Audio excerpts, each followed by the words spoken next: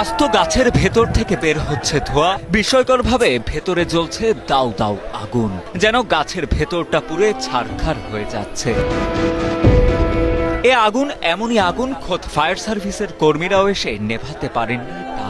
তাজা গাছের ভেতরে আগুন জ্বলার খবর চারদিকে ছড়িয়ে পড়তেই দূর দূরান্ত থেকে এসে ঘটনাস্থলে ভিড় করছেন শত শত উৎসুক জনতা।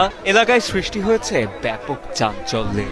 আগুনটা যে কিভাবে ধরে এটা তো আমরা বলতে পারতেছি না। এখন তো নিচে হয়তো বা অনেকে যে খড়কুটা ফেলে, এখন ওখানে আগুন দিছিল কিনা মনে করতেছে অলৌকিক একটা ঘটনা বা একটা দাবানল সৃষ্টি হয়েছে এখানে, যত সম্ভব বোঝা যায়। এর ভিতর থেকে প্রতিটা ডাল থেকে যেভাবে আগুন বাড়াইতেছে তাতে তো গাছের মানে বয়স অনুপাতে বলা লাগে প্রায় 50 বছর বয়স হয়েছে এই গাছে। আমি সকালে এসে যখন দেখলাম এই অবস্থা, আমি নিজেও ভিডিও করে নিলাম।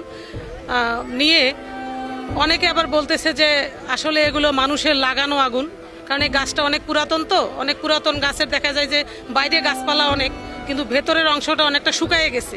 শুকায় যাওয়ার কারণে আগুনটা হয়তোবা বিভিন্ন কাণ্ড দিয়ে বের হচ্ছে। 1 জুলাই শতবর্ষী করাই গাছ থেকে আগুন বেরোনোর এই ঘটনাটি ঘটে কুড়িগ্রাম চিলমারী উপজেলার রমনা রেল স্টেশন চত্বরে। স্থানীয়রা জানান, সকালে বিশাল গাছটি থেকে ধোঁয়া বের হতে দেখেন অনেকে। কাছে গিয়ে দেখেন মাটি থেকে প্রায় 10-12 ফুট ওপরে শতবর্ষী ওই গাছের বিভিন্ন ডালের ভেতর থেকে দাউ দাউ করে জ্বলছে আগুন। সে সময় এলাকার লোকজনের পাশাপাশি ফায়ার সার্ভিসের কর্মীরাও সেই আগুন নেভাতে ব্যর্থ হন। তবে কিভাবে এই আগুনের সূত্রপাত তা খতিয়ে দেখার দাবিও জানান এলাকাবাসী। আগুনের একটা কুণ্ড, মানে ওই ভাড়ার আগুন, যেমন আমার দরজা খুললে ধরুন আগুন দেওয়া যায় না, ওইরকম তন্দুরের আগুন। এই গাছের সাথে আমার সুসম্পর্ক, মানে আত্মা বেতাত্মার সম্পর্ক। আমাকে এখানে দিনে 24 ঘন্টা অতিবাহিত করা লাগে, কিন্তু আমি তো কল্পনা করতে পারতেছি না এই আগুনটা কিভাবে আসলো, কিভাবে লাগলো। এর আগে এখানে মেথরেরা ছিল, তখনও তো এরকম অঘটন ঘটেনি। ওরা তো এখানে সাথে ছিল, ঘর লাগা ছিল।